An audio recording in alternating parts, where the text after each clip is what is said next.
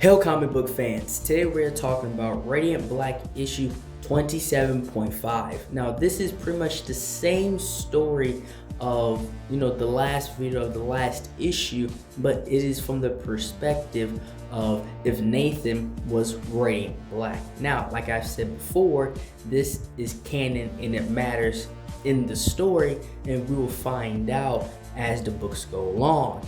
But just like the last story started off with Nathan writing, right, explain what's going on, we are from Marshall's perspective, and he's on his phone texting pretty much about the situation and certain the things that's transpiring, while Nathan is Radiant Black and he's getting ready, and if it fits in the perspective of Nathan is the textbook superhero, right? He's the guy that obviously started off with Nathan, but as of like, if he was to write a story and comic book character and like who's the chosen one per se, Nathan is that guy, right? It's not Marshall. He just simply doesn't fit the role, especially for who Radiant Black is and what is needed of Radiant Black regarding this war, this apocalypse that's coming, and just simply being a superhero. It's a very interesting take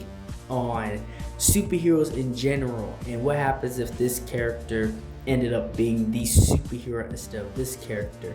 And so as the story goes on, Nathan comes back to the military base, right, the camp being destroyed. Now in the last one, the story before this one, Marshall's already there with everybody. It was pretty much ambushed. This is also an ambushing, but the difference between this story and that story, Nathan being Radiant Black and Marshall being Radiant Black, is that not only is he more experienced, obviously being Radiant Black, but it's a twist, because not really a twist, but he has more help along the way. And he's actually taking these guys on himself, right? Yeah, he's getting his butt kicked, but unlike Marshall, this guy is actually, putting up more of a fight. Marshall's more, I would say, aggressive with his power, right? He's more of an overloader, while Nathan is more of a calculated combatant, right?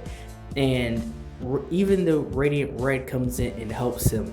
And between the both of them, they are able to hold off and fight back against these beings, right? Because they are a part of the test, right?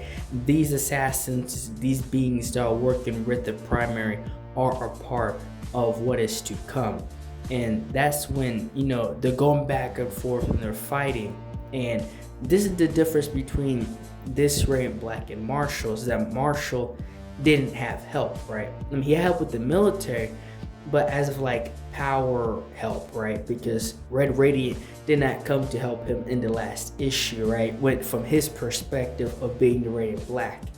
But Nathan, this one, he's more of a leader, and not only just a leader, I feel like he has more of a positive relationship with people around him. And especially if you know what happened between Nathan and the Red Radiant, it is incredible. And Nathan comes up with a simply better plan, right, on how to deal with this situation. After fighting and after going through this test, he himself also gains, this super power up. But the difference between Marshall, what happened with him, what happened with Nathan, is that Nathan actually ends up saving Marshall. Again, this is the same story, but from a different perspective on who's Radiant Black. And from this perspective with Nathan, has been proven in past issues, is that the outcome is always greater, which is unfortunate. I like Marshall better, but he ends up actually saving Marshall. And again, this story matters in the overall war. And that's all I have for this video. Like, share, and subscribe for more. Thank you for watching.